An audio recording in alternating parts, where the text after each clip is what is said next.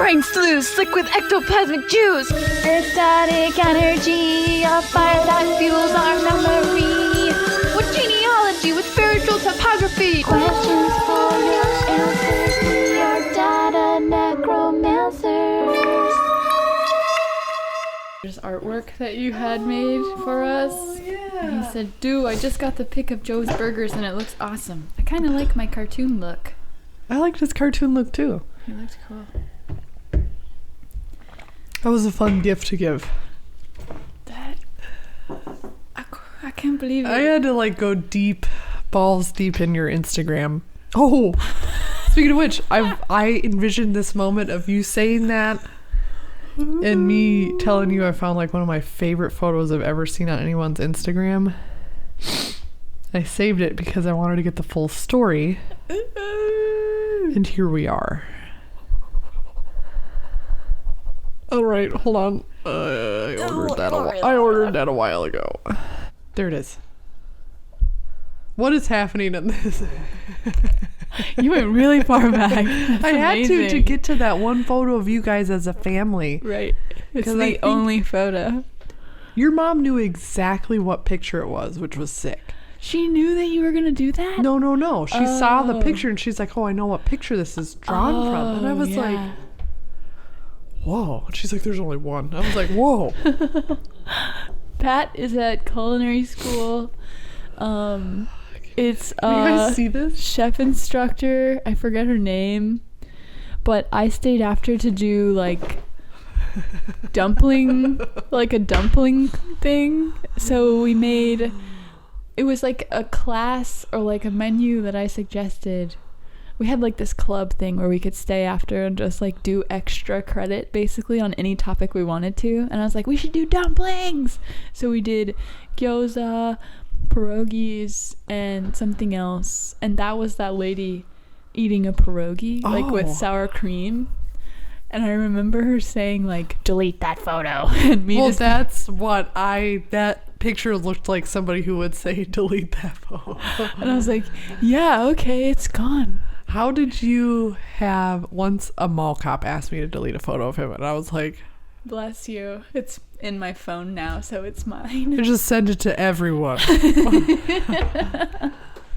What are the statutes of limitations there? Like, do you have to delete something if they're in If it? a mall cop tells me to do anything, I will do the opposite because fuck you. It was the first time I saw a Segway, so I was like in middle school or something. Yeah, you can't delete your first picture of a Segway. It's like a hoverboard. He looked like such a fucking dork. I know. Seeing the ones who cruise around the HEB parking lot on their You weird look like little, a dork. You'll never look cool they in a all look Segway. so dorky. But how did you have your phone ready to take a picture of your instructor with a pierogi? I've always just taken pictures of everything that I cook. So I probably was taking a picture of my dumplings. And then you were like, And I was like, you look weird. you're like, swing. Yeah. For every one photo that I post, I probably have like 50 Okay. photos Good of to that know. same situation that never reach anyone's eyes. Yeah. Here we are. It's episode 63. 63. We're almost at 60 now. Wait, how do you do 63 en español? In French, it's like 60 plus 3, I think. I was going to say it's 60 or 50 plus 13, but I think that's later. 63. Fuck with us. It's post Thanksgiving. Pre-December, just now. I've been on a, physiological nosedive into constantly thinking about my deathbed. In what capacity? There's something about bringing new life in that makes you Reflect on the life you currently possess. and how much I'm always doing like, when she's my age, what kind of legacy will I make it that long? For sure. Who's gonna die? Me first? Lucas first? I'm always there. Oh, Pam. I'm always right there. It's scary questions. But yeah, the mortality is right underneath our everyday quotidian bits. I was just telling Megan, Ruby seems so much older, and it's not her birthday yet. It's like it's already happened. It's very close. It's very close, but she's making that big step from toddlerhood to little kid, which is huge. That step is bigger than I thought it would be. Well, like claiming her autonomy has been a really big part of her existence, realizing the extent of her autonomy and like stretching it. I know that's like what most toddlers are doing, figuring out that they have a self and like how they can manipulate their reality. You know, it really lost what I lost it at this point. I had to order her some new shoes, and it was like size 10. T stands for toddler. T10. 11 is not toddler anymore. Weird sizing structure. It's what does that even mean? But it's true. They're now 11 they're a is kid. tiny kid. When does it go up to? Oh, I guess when they hit adult. It goes at smaller numbers again. Welcome to America. In Europe, it's like 38 is your size. Like, what is that? It's all made up. What is that based on? Dude, Whitney. So you've got 2 daughters. That's amazing. I experienced my 35th birthday. Spent a week with my mom. We haven't spent an extended period of time in a little while, so that was transformative in a way. But I watched 3 of the Alien movies, and the second one blew my dick out of the water. Speaking of dick out of the water, did you just put our baby down? She's so tired. We were up all night. Aww. He's Dr. Sleep. He's got the magic touch. Dr. Sleep. I don't know why there's... You put her frog hat on and she went right down. There's no chat on this. I don't know why there's no chat. I ain't fucking with it no more, but anyways. Are there people there? There's 2 people. There's 3 people. Welcome. There's no chat. I don't know why. I fucked something up. Send us your psychic messages. Anyways. With the Alien franchise. Yes. I was just thinking how meaningful it is that my mom was here and you've got 2 daughters, and like the whole reproduction thing. Like, I've been reading a lot about biological reproduction in my book, and just like these themes kind of... Which book? Why am I blanking on what book you're... I'm reading this book, Life's Edge by Carl Zimmer. So it's there's a lot of physicists who have like started doing biology and trying to figure out the limitations of life and like what the definition of life is. Is that a whole book about David Blaine? Yeah. He did the foreword. No, but I was reading about a certain type of fish this morning in like Texas and Mexico who is only ever a female. Only ever born as a female, but the only way it can reproduce is by reproducing with a fish of its parentage. It's like these like spotted and striped and all these different types of fishes interbreed, and that's how they make different varieties of themselves, but there's one type that only ever comes out female. And so like one definition of life that's put forth by biologists is like can reproduce. It's alive, so it can reproduce, so it's alive. But this fish, like in its own species, its own category, cannot reproduce. It has to interbreed with a different species of fish in order to reproduce.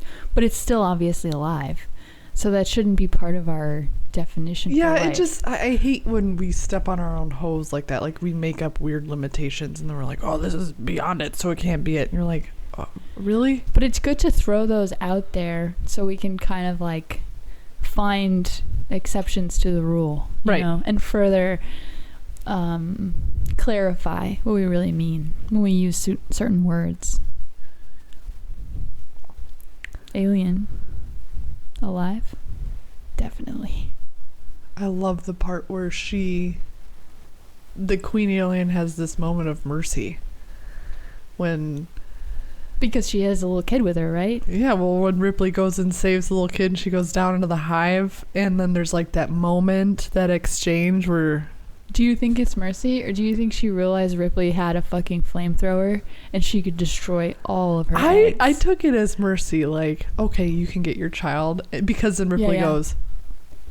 there's like no way she just fucking blows that shit up so hard. Yeah. Well, she didn't really have to do because they were about to nuke that shit. Exactly. That's what makes her dick that much bigger. Her dick was huge in all 3 movies. I don't know. So Ripley was originally written for a dude. That's amazing. I don't know how it... Okay. Ridley Scott explains why Ripley's role changed from male to female. I don't think I ever saw number 3 because I was like... It's a different director. No. The whole vibe is different. No. So, do you know the premise of the 3rd one? No. Their, like, escape pod from the 2nd one, like, crash lands on a prison planet. And it has, like, 25 men. Prison planet, real quick, sounds exactly like where America's headed. Like, this is going to become a prison planet. We're all going to go... Well, in a lot of, like, galactic sci-fi, intergalactic sci-fi, there's a planet for one purpose. There's no healing in the future. There's no rehabilitation. There are only larger forms of prison. Yeah. And it's like a mining planet. They're like, of course, yeah. But it's ridiculous to consider because they're like mining lead. It's like, why would you transport lead across space? It's so heavy. What are you using lead for? It's just pencils. But yeah, there's like, they're all bald because they have really bad lice on the planet. It's just... What was it, like 95 or something? The first one was 79, the second one was 86, and I think the third one was 92. It says, discussing the gender flip, Ridley Scott said, I think the idea actually came from Alan Ladd Jr. I think it was Alan Ladd, who was the president of 20th Century Fox, who said, well, why can't Ripley be a woman? And there was a long pause, and then at that moment, I had never thought about it. I thought, why not? That seems like a fresh direction in the ways I thought about it. And then that was it. I think that's why we've been excluded historically, because men just haven't thought about us in that way, It's like, well, I didn't know that you would be a candidate for this position because I've never thought about you like Ridley that. was writing down, well, I'll make her tits really, really big. She'll wear a lot of makeup. Oh, wait. No. No, she's androgynous. She is yeah, I love that. And even when like she's in her sexy. undies, she's sexy because she's tough. just so herself. She's comfortable in her skin. Which you don't ever see. You never see a woman who's not like done up to the nines, like feeling comfortable in their skin. They're like, oh, I don't have my face on. Don't take a picture. Ripley was amazing. But I'm glad you haven't seen the third one because... No. It's the reason why I haven't seen the new RoboCop. I'm like, I don't need to... I'm not curious in that way about it. The first one did exactly what it needed to do to you. The first one was perfect, and that's it. And it will never be the same. I think I am going to watch Predator next. I haven't seen Scanners. Oh, who directed that? Okay, the first Predator, I could never make it through all the way. Because of Arnold? It's just such a ridiculous movie. Yeah, but that's what makes it good. Yes, it does. But like, I kept rewinding this part where they kick like this jungle turkey. I don't just like it might be a vulture or something, but it just more along the line seems like a jungle turkey, and they just. As a videographer, I'm like, you framed it up and then he kicked it, and the sound that goes with it is just so wrong. I've tried to watch Predator like 3 times. I'm gonna watch it soon, I think. I feel like there's a million Predators, right? There's like 1,000. Because there's an Alien versus Predator. There's also, when you go down to Mexico, There is predator-themed everything. Like the actual Predator, or like a reference to Ancient Aliens Predator? The Predator. Like the movie. 20th century character. Like, you're in the middle of the jungle by Tulum, and there are predator Is that where the movie statues. takes place? I don't think so. It's an icon down there. Should I call Arnold Schwarzenegger? See if he can shed any light on this? I was so shocked at how much there are predator towels, pillows, statues. But why? I'm like, how am I supposed to bring back a stone statue of a predator? I just hiked 3 hours here. It sounds kind of cool, though. It is really, I was like, what an artifact to come across. Well, it's like the Predator is representative of like the new Mexican culture. Maybe? I don't know. We should look into that. Why? Also, now there's just a picture of a ninja in my chat. So it's like, where did it go? You got your chat? It popped out, and then it disappeared, and now it's just a ninja. It's like, what the fuck? I got no idea. So nobody can tell me why, which is fine. I have pictures. I'll send them Of to the you. Predator stuff? Yeah, I want that. They were ashtrays. Oh, yeah, that's another beautiful gift that you gave to Maybe, me. you know what I bet it is? I bet you it's just a licensing thing. Like, there's no... like, you can replicate the shit out of it. There's, like, bootleg Predators everywhere. Yes. That has to be it. Yeah. Maybe they just consider the Predator to be a formidable opponent. Someone that you want to embody. What does it mean to worship the Predator? What are the essential qualities of the Predator? I don't know. I never finished the movie. We have a lot of unanswered questions. We have more questions than we have answers. I can't wait to find out. So I've been I read about COVID a little bit. It's weird to read about it in like a historical format, you know? Like in the spring of 2020. It is strange. It's like, wait, we were there for that. Okay, Predator was filmed all over Mexico. Boom. Boom goes the dynamite. That makes a lot of sense. Okay. Let me read you this tiny part. Just a little bit. The chapter is called Half-Life. It's about things that are like halfway considered alive, but not really. In the spring of 2020, coyotes strolled down the daytime streets of San Francisco. Pods of pink dolphins cavorted in the waters around Hong Kong. A herd of mountain goats took over a town in Wales, and jackals wandered a city park in Tel Aviv. In Venice, cormorants plunged into the suddenly clear canals to chase after fish, while Canada geese escorted their goslings down the middle of Las Vegas Boulevard, passing shuttered-up shops selling Mont Blanc pens and Fendi handbags. Scientists refer to this period of time when our species receded into hiding as the anthropause. Sick. And it's like nature did all of this like expanding into our usually occupied, constantly occupied spaces. Full of garbage. I mean, full of just like pens and predator statues. And our natural refuse is just plastic and styrofoam or whatever. But it's just cool to think about how fast Mother Nature would rebound if something were to take us all out. You said that was April of 2020? April so lockdown of 2020 happened in March of 2020? That's crazy. I guess that was when we were mostly like, what the fuck is happening? We need to hide. Mm-hmm. And then I guess as time moved forward, more and more people got emboldened to like break that, I guess. In our country, at least. I know some countries had a really strict lockdown. A lot of people in Costa Rica were expats from their countries. During COVID. Isn't that when Aaron and John Paul got the place down there? I think they got it slightly before.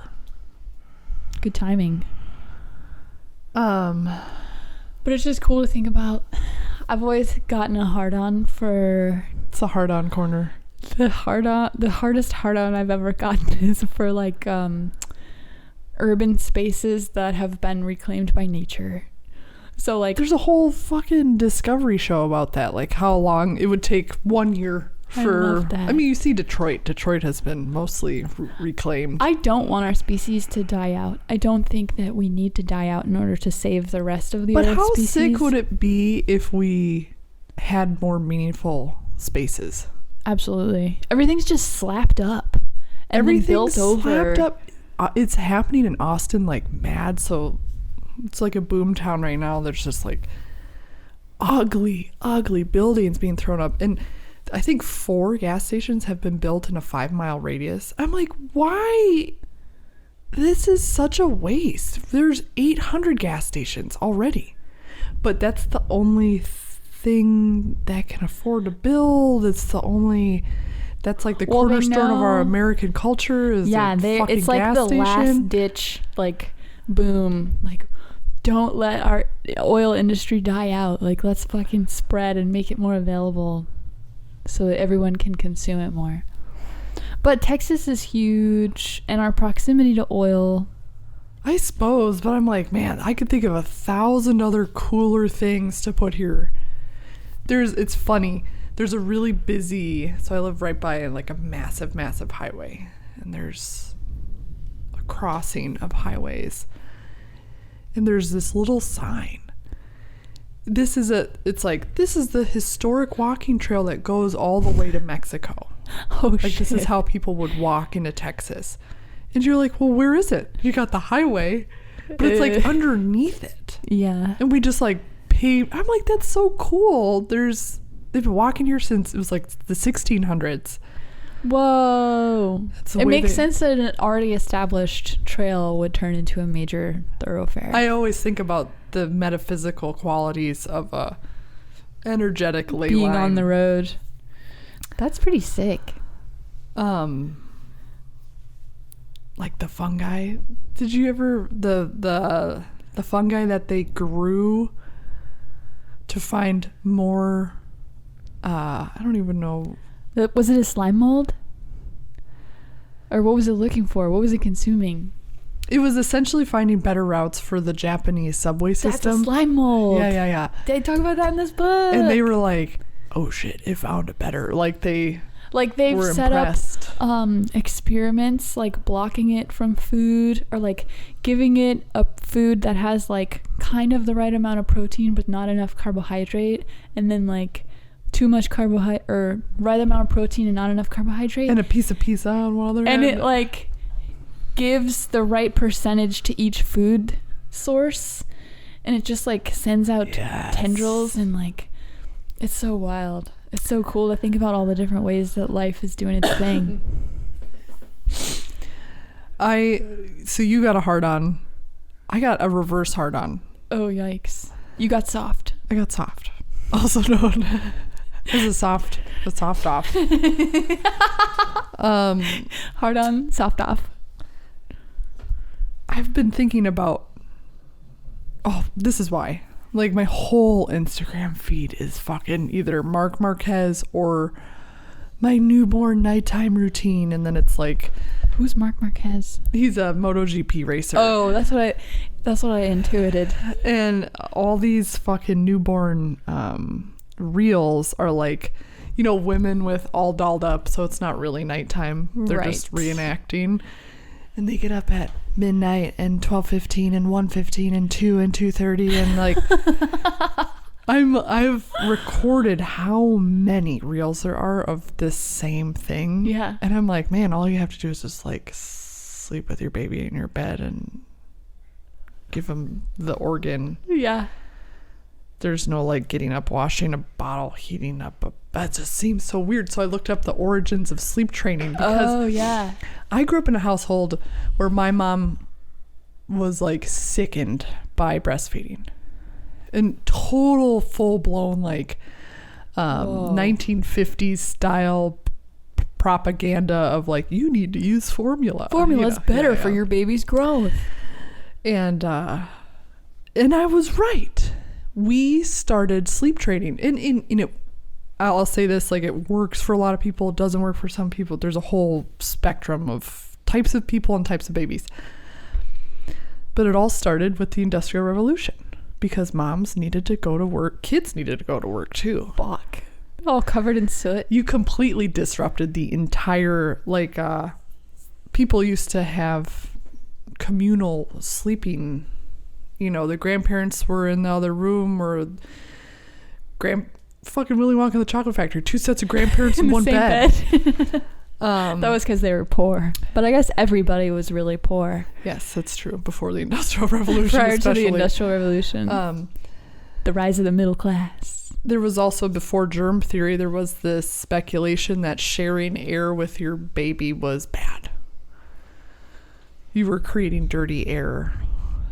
There's been so many myths around babies and rearing children. Like the whole Lilith thing. If you got pregnant by being on top, then your baby had a larger chance of dying. Yeah. Because you invited Lilith into their... Well, it's like crazy stuff like sudden infant death syndrome. How do you explain that to like a person in the 5th century? How do you... So Lucas was talking about this. It's still totally... They have no idea. They've linked it to smoking. What? Yeah, or falling asleep with your kid while you're on the couch or a recliner, or just accidentally. Like, there's no real... They still don't really know why it happens. But I was like, yeah, I was right. We started saying, mom's got to get up and go to work, so the baby needs to sleep in a separate space. But also, before the Industrial Revolution, humans didn't need a full night's sleep. Mm-hmm. There was a whole book written about it, but... Because they would nap during the day? You'd just be up at night. Yeah, we never slept for long periods of time at night. We would utilize the night. Oh, for what? I don't know. I thought we weren't busy during the night because there was no light. I came here totally unprepared for any sort of deeper diving into that, but I love the gloss. It makes me want more. But yeah, it's... And like last night I woke up at 2 a.m. and I was wide awake because I had slept from 10 to 2. Yeah. And then you're like, oh, I could get up for a while, and then you could go back to sleep, and that's kind of how like the days went. Mm-hmm. Cyclical. And so there was that classic American isolationism that has destroyed what's natural. Because to me, like, Lydia's Moro reflex, so that's when they feel like they're falling and they're trying to like grab something. Hers is like crazy. Like, whoa. Yeah, like you'll take her shirt off and she's just like constantly startled. I'm gonna put you on your back and leave you in a room by yourself, and you're just gonna figure it out. Yeah.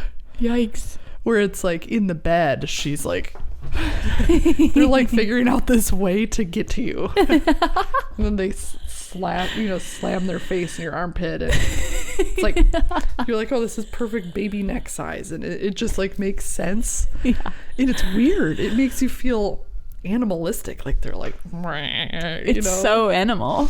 Yeah. And then they find your boob, and then there's no putting on makeup and brushing your hair and pretending the night is day, and then washing all of your bottles and then making all the formula. I'm like, this is weird. We just like hang out in... That's beautiful. In bed. I assumed you're incredibly lucky to have milk that comes out of your breasts. Yes. And then, Erica had issues with... There's tons of women who have issues with production, but also, real quick... Wet nurses?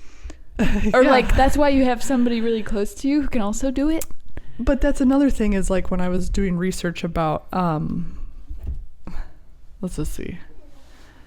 When I was doing research about the origins of sleep training, the formula shit spread like wildfire, and people were using cow's milk, and then cow's milk was full of like diseases, and then a bunch of kids were dying, and I'm like, where'd the tip milk shit? It just disappeared, Well, it seems like it could be related to our human assumption that I guess it's our Protestant or Catholic assumption that we are just like dirty. Like our natural status is just like original sin, and you've got the grime of being a human. So like when science is taking hold, it seems like it'd be easier to believe that this like pure distillate of every vitamin and mineral that science says the baby needs, like that's what they're getting, and you assume that you're like impure. I think that might be at the base of why it was so alluring. Well, it's so funny. It's like if you zoom out and you look at how the world sees feeding and sleeping, it is so fucking different than our like. And then our agony. Weird Western medicalized separation spread, you know. Yeah, I wrote a 40-page paper in college. It was so sad. He was like, there's free books on this website. I go to the website and there was one free book, and it was about the intervention of childbirth in America in the 1800s, how it went from midwifery to doctors, and then doctors started just like breaking open pelvises and I'm the expert here, and they're just like cutting up the vagina and like we're gonna cut this open. to prevent it from tearing. Yeah, it was just like insane.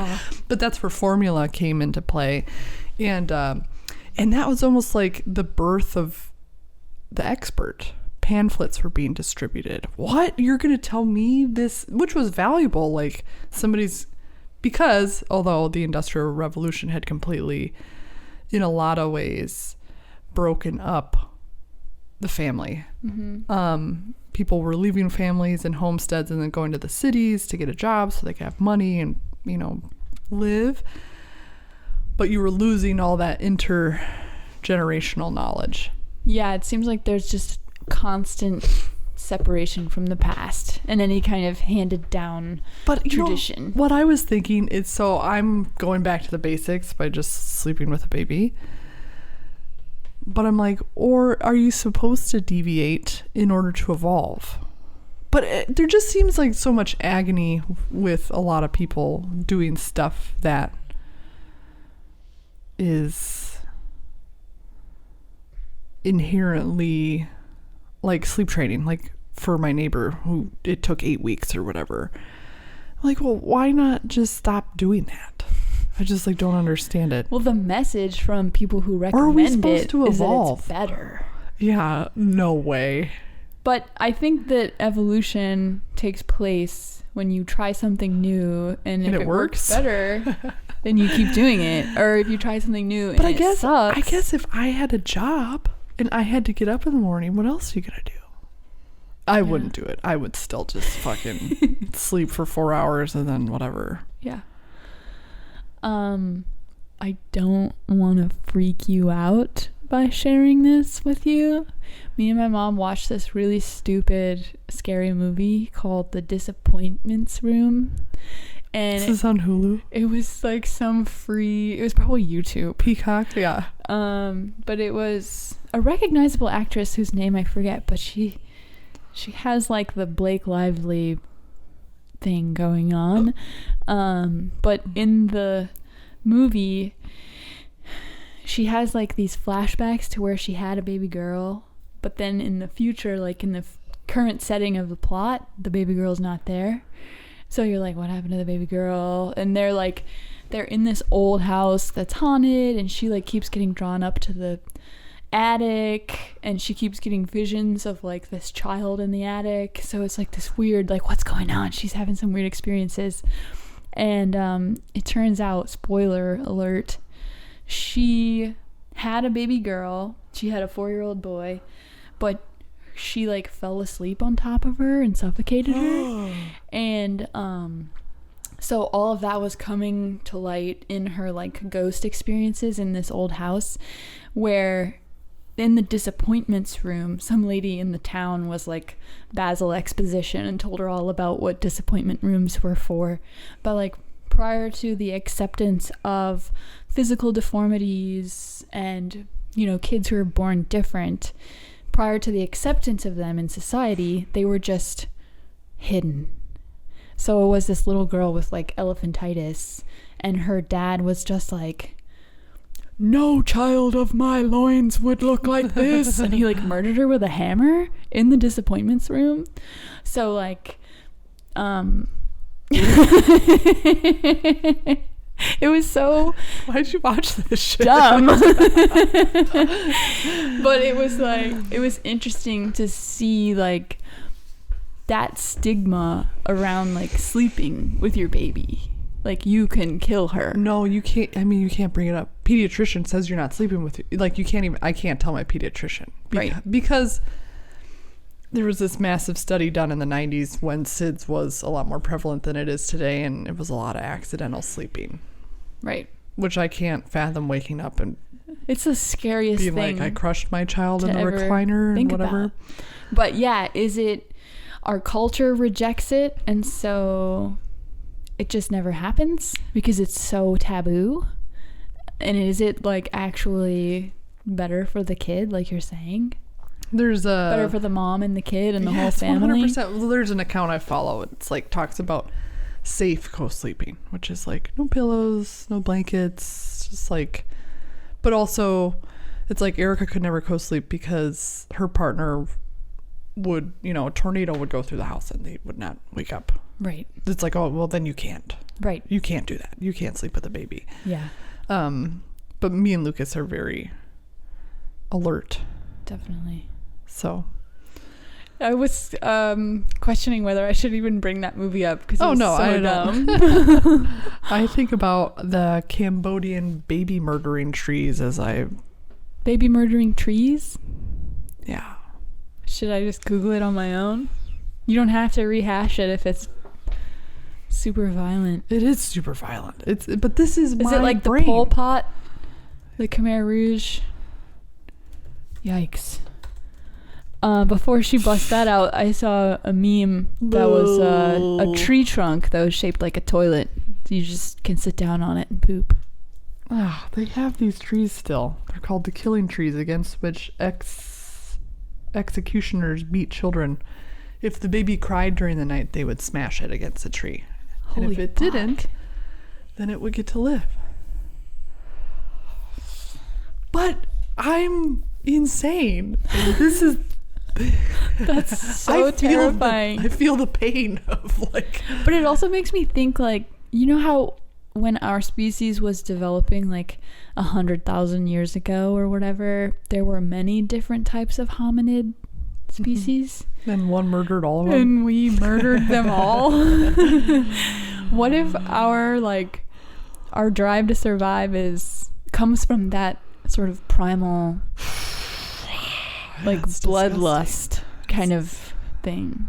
I mean, yeah. And that's why we still have war. We still have, ripping babies apart. all that terrible child murder. We're not really a peace-loving species. No. Some of us are. Some of us are. Just eat or be eaten. I think most of our qualities, like qualities of your personality, you have like negative expressions of that quality and positive expressions of that quality. And kind of like, I don't know if it's dualistic. Maybe there are a lot of different expressions of the same personality quality, but I feel like that tension between our dark and our light and our feminine and our masculine, like we have to exist with all of that, and we can't just murder stuff. Like that would be too much of our dark. Ooh, this brings me to my next. Thank you. Hell yeah. Have you ever heard of Phoolan Devi? Devi. Is it a Hindu thing? She was a badass lady known as the Bandit Queen. Oh. She was in the lower caste in India, and then The Untouchables? she was given to a dude who was like 40 when she was 11. As a wife, she ran away because he was like a sadistic. Obviously, if you have an 11-year-old bride, I don't care how archaic your society is, Yikes. you're probably very sick. And so she ran away and then was outcasted because she was failing as a wife and a homemaker at 11. with her 40-year-old husband. Her pecoras weren't keeping shape or something. And she just like lived this terrible life, being gang raped by police, and then constantly kidnapped and brought back to her husband, and she was constantly running away, trying to get away from it. Shit. And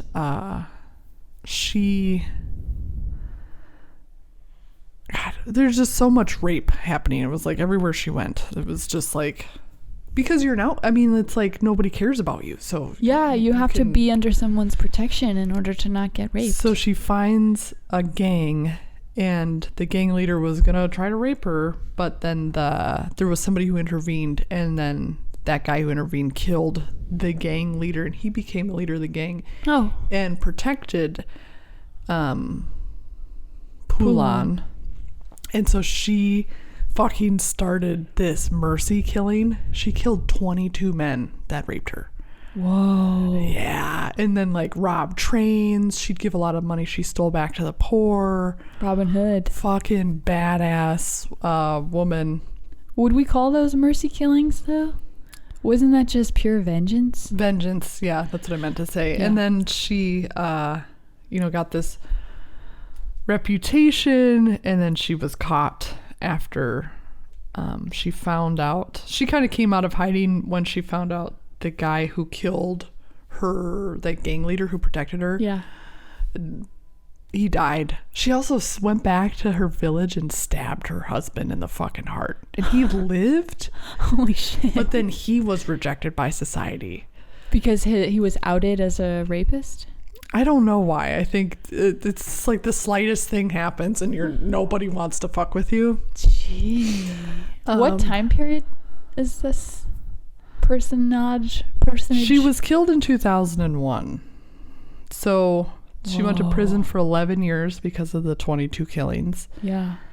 Came out and became a politician. Holy shit. Yeah. And that's when she was assassinated because of the 22 men that she killed. She pissed off a lot of people doing that. That is an incredible story. So fuck yeah, why have I never heard of her before?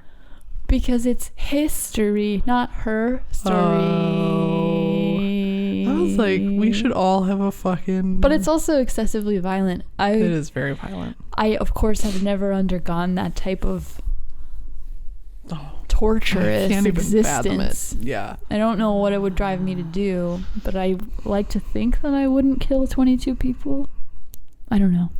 If you had been gang raped for a decade, you're probably pretty fucking mad. Absolutely. And you're probably a different person. So I would... But do you let that... I thought about that too. Like... Yeah.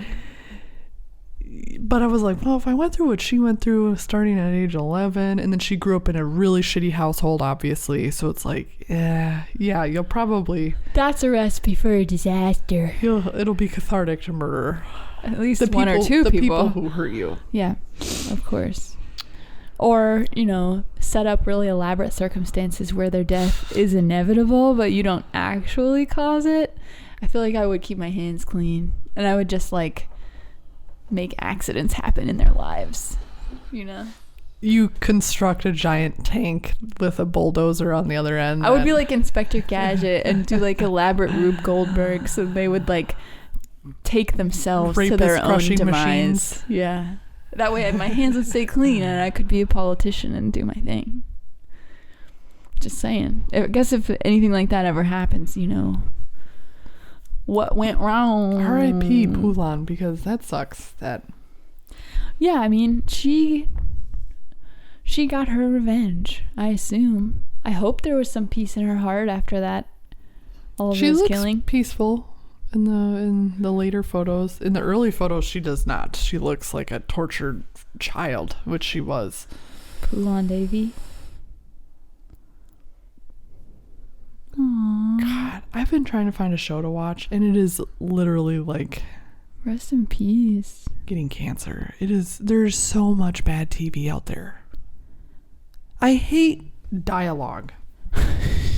I hate when somebody writes the way they think somebody would talk to someone else. Oh, and it's not genuine at all. But that's most TV. It's like really hard to find. It's rare to have like authentic dialogue that sounds like it's between actual people. That's why I don't watch it. That's why That's I because- watch true crime stuff. Characterization takes work. Like believable characterization, like Look, creating I need you someone. to trust me. It's like no one's ever said that. It's like action flicks from the 80s and 90s. It's like the most cheesiest dialogue you could ever fathom. What movie should you watch? What movie has Scanners. good dialogue. Oh yeah, what's Scanners? I don't know. I just know it's in the. Oh, if I type it in, I just get A bunch of scanners? in the film Scanners, Canadian science fiction horror film. Ooh, that sounds like all things that I would enjoy. Did you ever look at a Scanner Darkly? No. What is that type of animation called? Rotoscope? Where you like draw over real people? Did you see Waking Life? I think so. What about I Heart Huckabees? Yes. I love that movie so much. Huckabees! Fuckabees!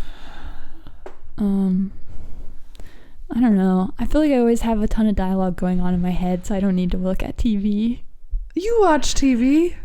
I watch the same thing on TV. So do I. And I deviated from it last night and I purchased things and Whoa! Wait, what I did you went- get? I watched. Dan Harmon has a new show called Crapopolis on Hulu. Oh, I started watching that. And I was like, not for me. And then It's uncomfortable. It makes me feel uncomfortable. it's missing. It sucks because Dan Harmon's such like a brilliant dude, but it's missing a rhythm and a cadence. It feels very written. Do you think if you watched it like 6 times that you might catch on to it? I can't do that. Some It shows either- require that like slog in the beginning where it's kind of miserable. I've been watching the latest season of The Bear and I'm like, this is the worst fucking thing I've ever watched. Whoa! What's so bad about it? Did you ever watch Uncut Diamonds or Uncut Gems with Adam Sandler? It's like a movie. Yeah. I couldn't watch that because it was just people screaming at each other the whole time, and I was like, And okay. shooting at each other. I was like, so this like stress-oriented storyline is really cool and different. Oh yeah, no thanks. I don't want to invite that energy into my business. The latest episode of The Bear, it's just everybody screaming at each other for an hour, and I was like, I watched the whole thing to be like, there's got to be something to this. It's interesting to people who've never experienced it. I think if you've experienced it, you're like, Oh. why the fuck would I want to trigger my PTSD? I was just like, nothing's happening. This sucks. And it was like so star-studded. Like there were so many celebrities. Right.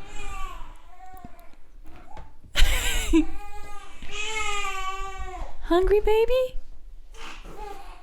I could go for something. Don't cry. Oh, Poochie. Don't cry.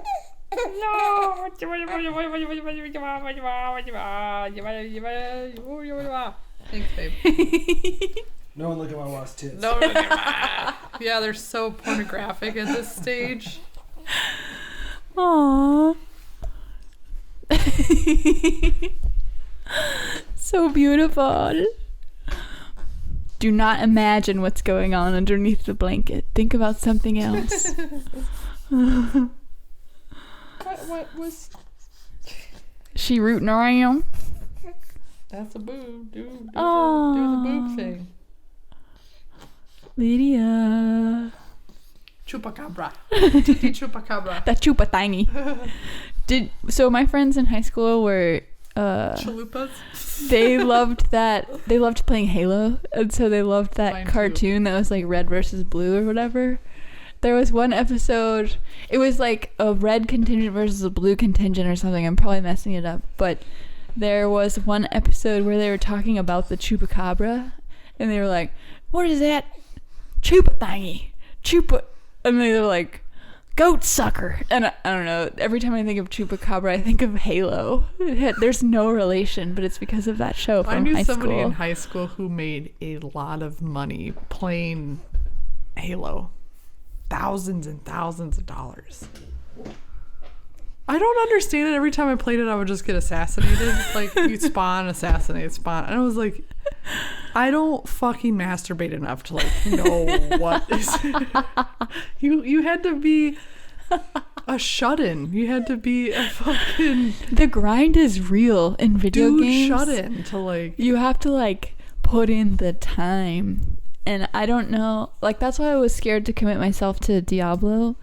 Because I know that it takes time to, like, build a character. I look at my shit and I'm still at, like, 0% completion. I had I was balls deep in Modern Warfare 3. I looked at the clock. It was 7:30 a.m. And I said, what am I doing with my life? And I never picked it up ever again. That was the end. And all my friends were like, where did you go? Like This is... Because that's how you would hang out. Right. Yeah. We would have LAN parties and stuff, too. And, like, sit and you just... This is Minnesota in the winter. It's like, we're going to play fucking video games until 7:30 a.m. And I was like, I should learn woodworking. I could be doing leather tooling. I could build a computer. I could start a sourdough starter. I could darn my socks in the night when there's nobody there. Alone. There's a Beatles song called Eleanor Rigby where Eleanor Rigby sits in... Wait, what does he say? Darning her socks in the night when there's nobody there. My mom was darning her socks this weekend and I kept on singing it. And she was like, leave me alone. Shut the fuck up, Megan.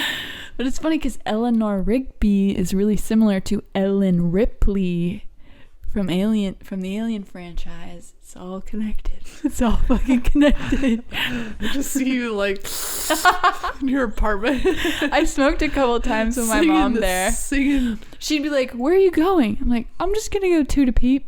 She's like, what? I'm like, I'm going to smoke weed outside on the porch. She's like, all right. Because she doesn't. She doesn't.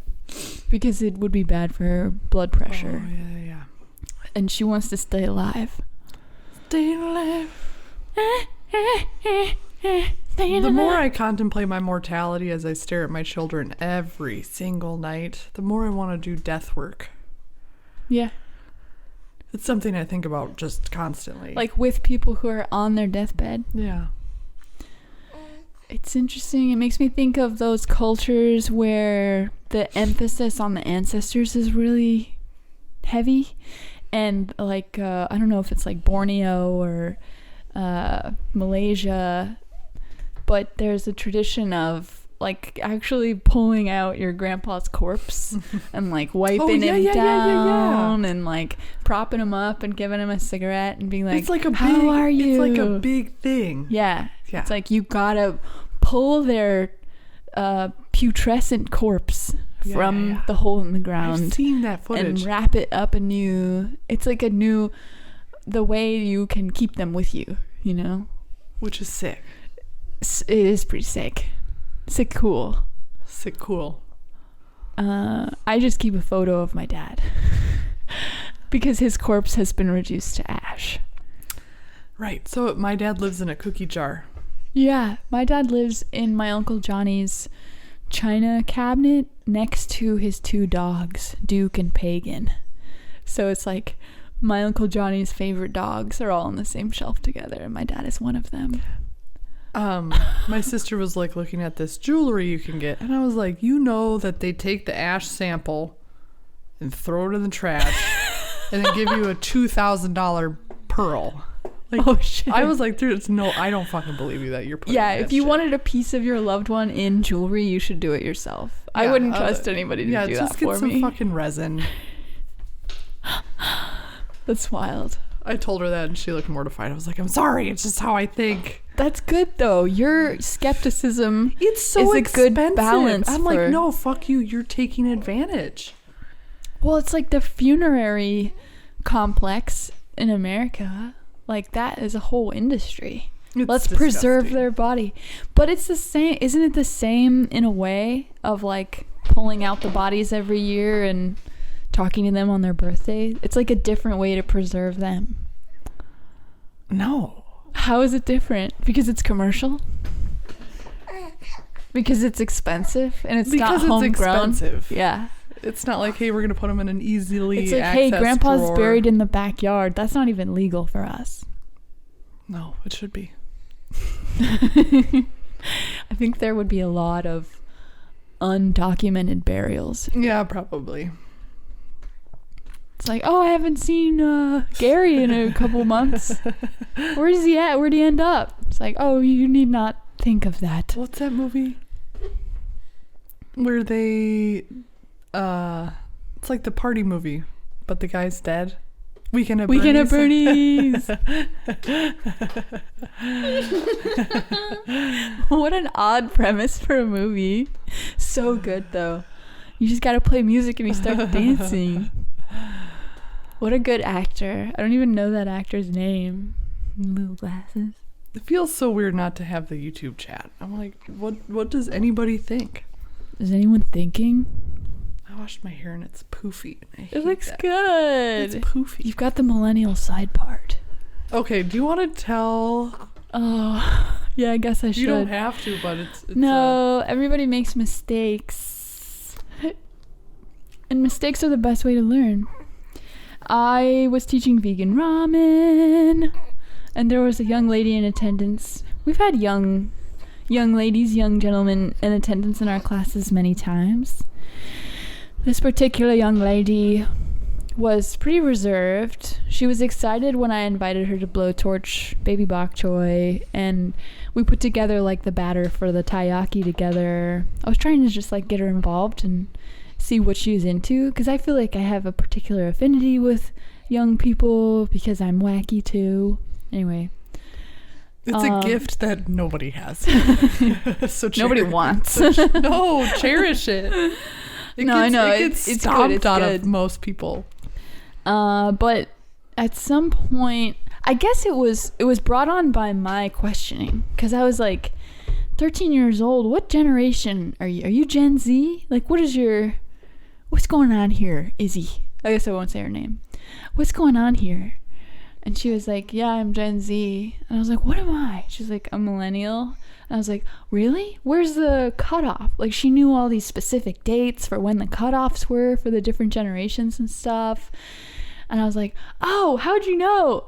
And then she was like, well, you said you were 35 earlier, but also you have a side part. And I was like, oh, I didn't know that was such a telling detail of being a millennial. But like, to look back at how I wore my hair in high school, it was always like this. So she was right. So she was right. So was I. But I don't know why that's such a heavy blow to be like identified as belonging to a particular category. Like, it's like being called a boomer, you know? Well, it's because you're timeless. I remember when wait, Yam called me a millennial, and I was like, no, I'm fucking not. And he's like, you grew up during... I was like, you literally fit the criteria. I thought it was a derogatory term. Yeah. Because like, there's this new generation who is making fun of all of the qualities that we all share. And it's like, well, I don't want to be an other to you. I want to be with you, like one human family. But that's not how it works. Like, we call out our parents for their behaviors, and now we're being called out by our youngers for our behaviors. I just always wonder, like, how Megan would I be if I grew up in a different country in a different time period? I keep thinking about a different part of this story that is echoing in my brain. Say it. I grew up in a no-salt household. Oh, fuck, dog. Okay, this is a ramen class she's teaching, so arguably a saltier dish. A saltier dish. And I use miso and dobenjang and soy sauce, and they're all like inherently salty ingredients. And I'm a salt fiend. You and I like, go to restaurants and bring our own baby. salt. We like ask for a little ramekin of salt. We did. We were at HEB at a burger joint. And we were like, do you guys have salt? And this guy like grabs this giant box of salt and then a ramekin and fills it up. And because the burger wasn't fucking salted. The burger would have been perfect with salt. It would have been perfect with salt. Without and it, what? it's nothing. I'm the asshole because I want salt on the thing. I don't know. But yeah, that was definitely a blow to my fragile ego. But this person was saying that he owns like a vegan burger place, and in my head, I never said this out loud, but I was like, dude, if you don't like salt and you have a restaurant, like, what the fuck? You gotta get on it. There's the door. What the fuck is your food Would you like? have refunded him? Yeah. Oh, that's what you're saying. Yeah, like, what is your food like if you have a restaurant that you make food for the public and you don't like salt? But I feel like, and this is going to be a sweeping generalization that'll probably piss a lot of people off. Do it. If you were not trained to season as you go and taste as you go, and, you know, all the different levels of seasoning that you add to food, if you weren't trained in that way and you grew up in a household that, you know, looked upon salt usage as a taboo, how could it ever become normal to you?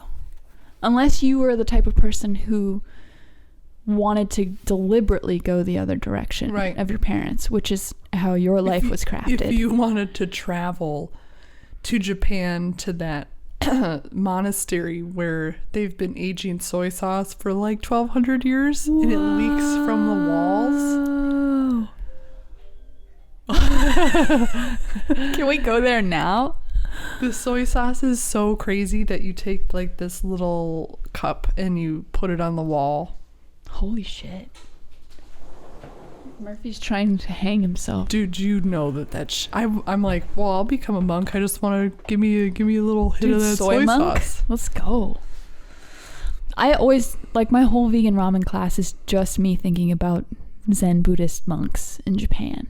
Because, like, I just think what happened to you during that class. It felt like I was getting rickrolled over and over and over again. Because sometimes you have a group of people who are like not really vibing with you. Well, and you called them out because yeah, has it ever happened where an entire group, different three couples came together all on a gift card? But Megan didn't know that because we just look at our system and it says like who's coming in. It doesn't always say the form of payment or whatever. And then somebody asked you if people come in and have fun. Well, like, I think their question was like, is this always a positive experience? Or like, do you get people who... It's like they fucking knew. And I was like, yeah, usually people know what they're getting into, and I think sometimes it's kind of I don't know if I said lackluster or like the experience is slightly off if people are coming in here on a gift certificate.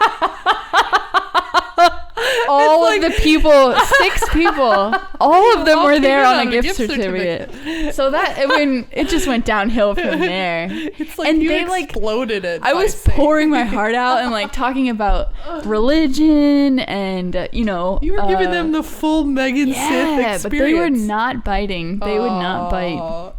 So they were proving. Yeah. They proved it. Like if you come in here on a gift certificate, you're like, oh, my friend. You're a shithead. You act like a shithead.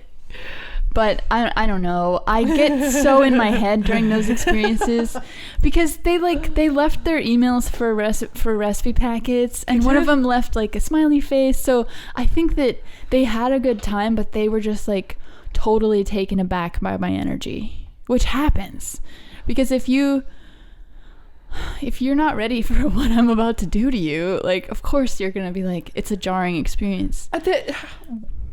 You hate it when somebody's funny? Like, you hate it when somebody's... Well, it was weird because usually in our classes, even if people are strangers, they'll like converse with each other. But this group, there was no conversation between the couples. I hate that. It was the like vibe is just off. These two are just talking to each other. These two are just talking to each other. And these two are just talking to each other. And there was one couple who were just like giggling and whispering to each other the whole time. And that fucks me up. Like, I don't know what they're talking about, but I guess my ego is fragile enough for me to just be like... You shouldn't be whispering in a house setting.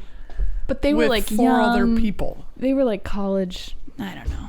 I usually have a really They're remarkable like, experience. She's got a side part. She's such a fucking millennial. She's fucking 35 years old. She's got a side part. She keeps on doing Jim Carrey impersonations. She's fucking washed, dude. Whatever. Eat your noodles. Eat your fucking noodles and your delicious taiyaki. But it was a huge learning experience for sure. Baby? I want to make taiyaki. Let's do it. Baby? I started using black sugar in my vegan class because white sugar is not vegan, but black sugar is. What's black sugar? It's like natural sugar, but it's usually brown sugar, like baking imperial brand or Domino brand brown sugar is just white sugar with molasses added to it. So you still have like the animal bone char aspect of filtration and purification, but black sugar is sugar that never was purified. So like the distillation process, or however they get the granulated sugar from the liquid, all of the caramelization that takes place through those processes is left intact. So it's like a dark color.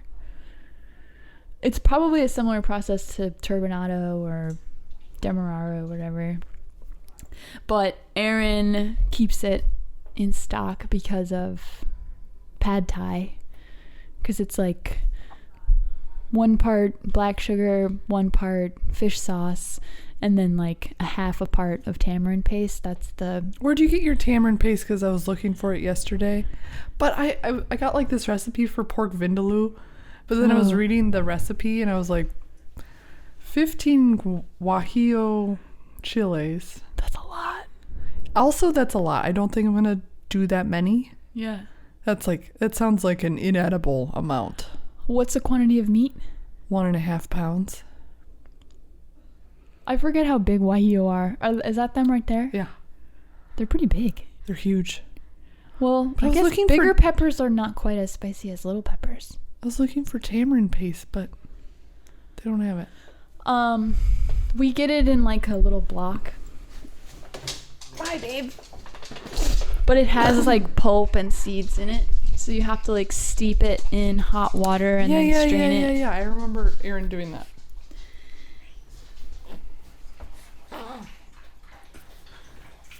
Vindaloo. Vindaloo. Vindaloo. Have you ever had newborn vindaloo? It's fucked up. A little sauce on her head and just lick it off. I was eating vindaloo and breastfeeding and it got sauce on my baby. Honey.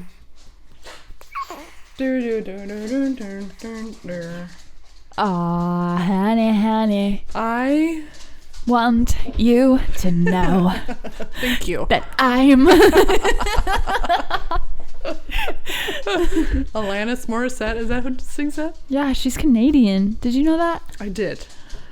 I don't know who's Canadian, who's American. I feel like they're all the same. Does it freak you out? Whenever I talk to David and he's like, oh yeah, that person's Canadian, I'm like, what? All the comedians are Canadian? I don't know about that. So I've been going out with 2 kids, going to the museums and the libraries and the whatnots. Are they Canadian? Sorry, go ahead. And coming back from the history museum, which was like a total 1960s diorama shit show.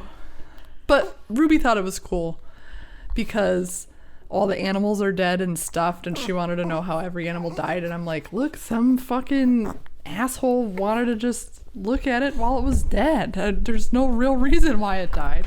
Right. Which was really blowing her mind. And then we went and stopped at Sour Duck, which is like a bakery on the way out. It's right by UT. And it's chilly out. And Ruby's just, you know, she's acclimating to the sibling life. And it's like, if it's just me, it's DEFCON 5 shit, but if it's me and Lucas, everybody's fine. Because I think like the family is together. The balance. The balance is there. So Ruby's just like, I don't feel like I don't even know who she is. She's just acting crazy. Meanwhile, Lydia's just like barfing all over herself. And she farts. And like newborn farts are like broken squishy machines, like slushy machines. Oh. But I'm sitting there and it's like the machine's really broken. Oh, jeez. And Ruby never shit like this, ever. Ruby just had like regular newborn shit. This was like the water started seeping up her onesie and then it started going down the footy pajamas and it was spreading. It like was spraying slime out mold of the footy.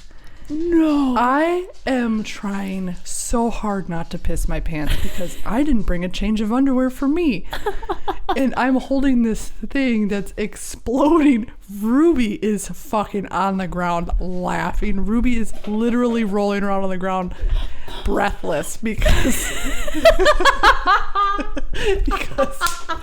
we're both, I don't know what to do.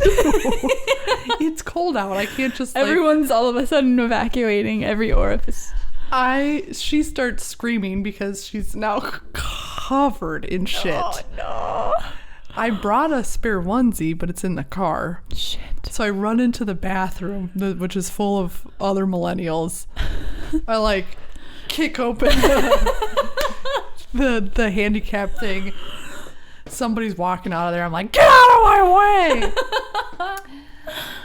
Well, I like throw the changing table thing down. There's shit everywhere. I was still laughing because You have to. the restroom doors are made out of like a sheet metal. So I kicked it and it's like wong. It's like shaking all the thoughts out of my brain. It's so loud. And then I pull the changing table drawer thing down and it hits the thing. It's like, wow. She's screaming because it's loud and I'm scared. There's shit everywhere.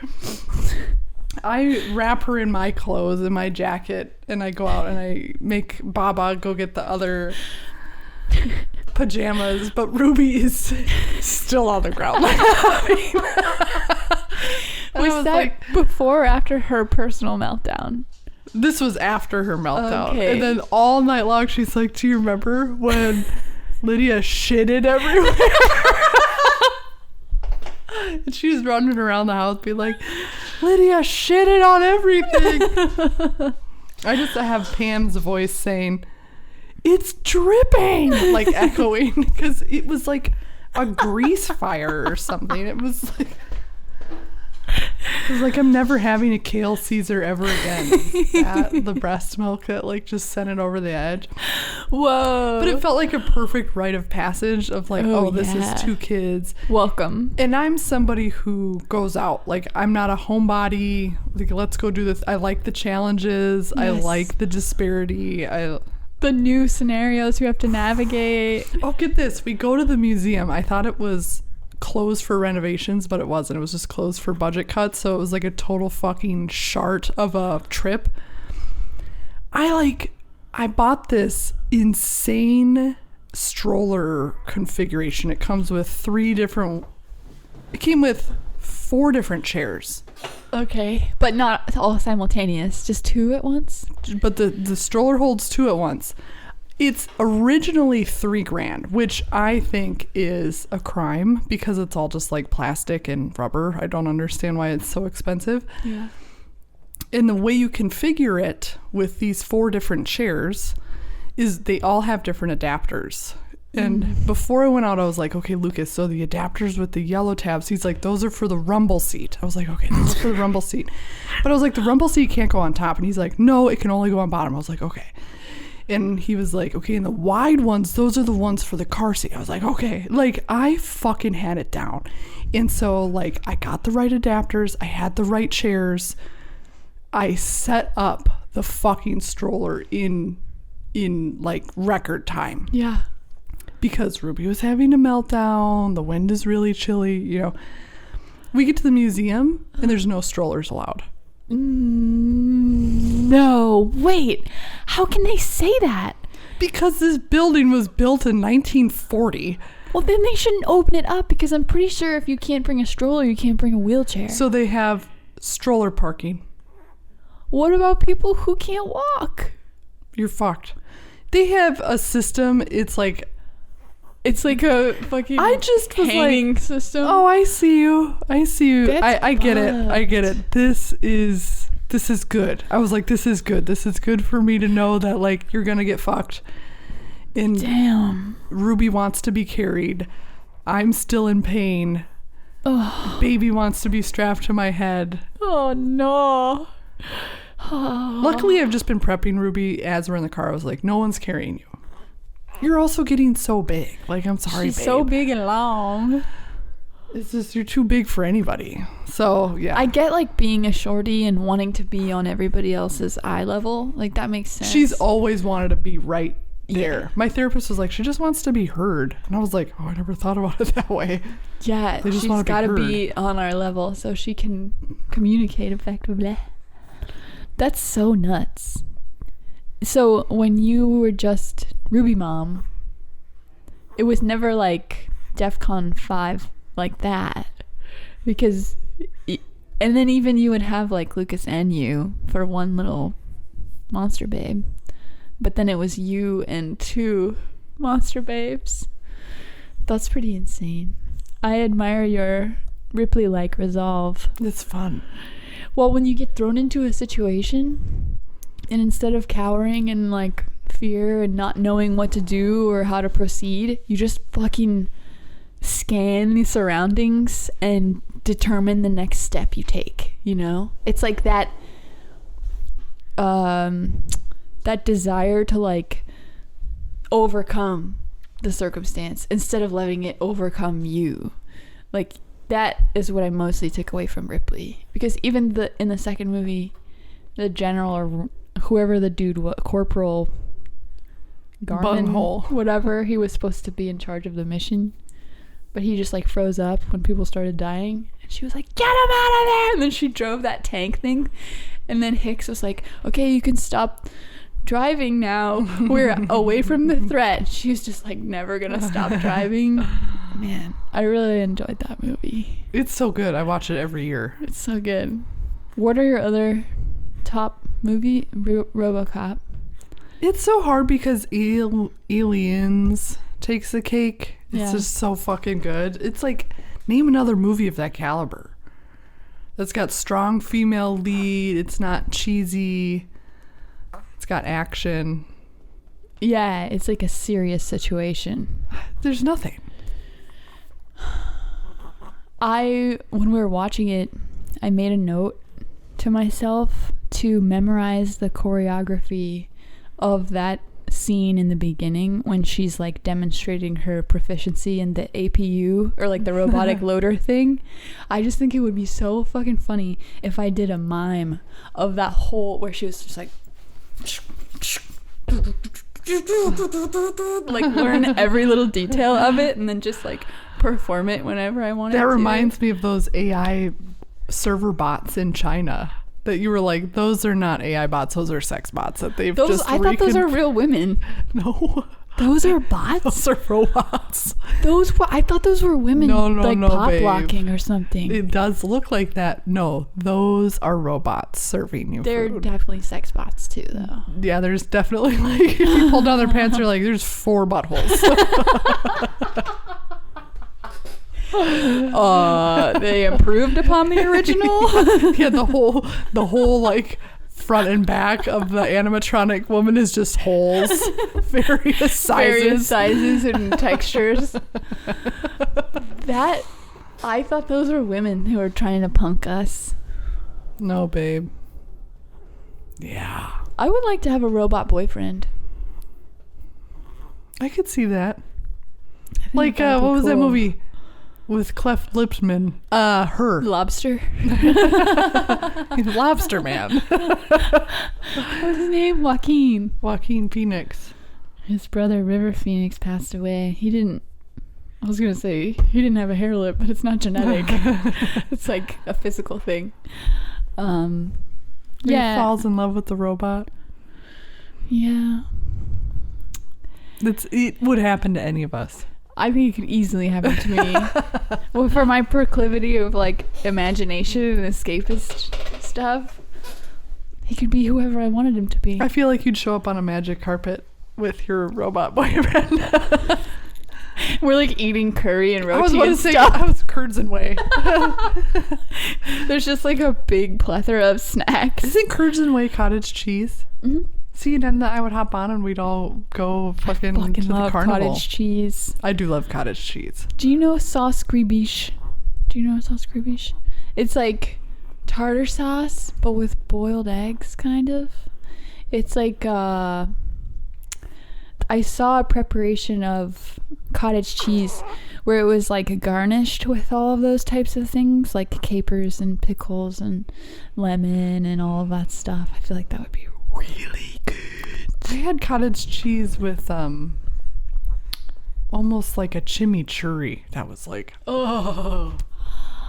For the longest time in my life, I didn't know you could mix cottage cheese with stuff. I thought you just ate it with a spoon, but obviously. Dude, my grandma was like, melons, cottage cheese, grilled cheese with cottage cheese. I grew up with that's Minnesota. Amazing. But like my eating habits as a kid were like, if this is mixed with anything else, I am never fucking touching it. Before we go, was dinner stressful in your household? Or was it pretty relaxed? I don't know. It was like a pot of something that you grab some of and sit in front of the TV. Okay. So it wasn't stressful.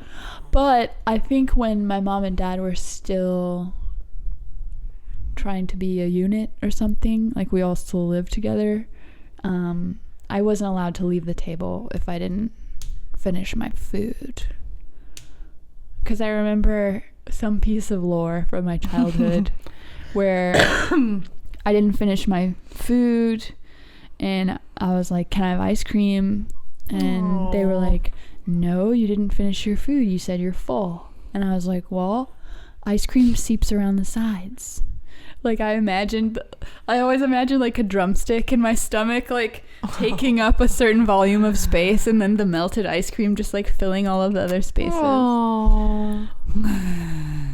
Luckily, I had a transformative experience when I was 19 and now I will eat anything. I'd rather not eat eyeballs or testicles, but unless you had to. I would I'll if I eat had it if to. I have to. What a blessing. All right, guys, I'm being summoned. The summoning. By the pants man.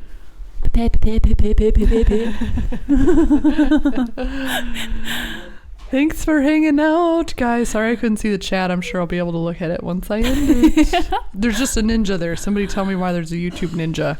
Weird. God, I don't understand.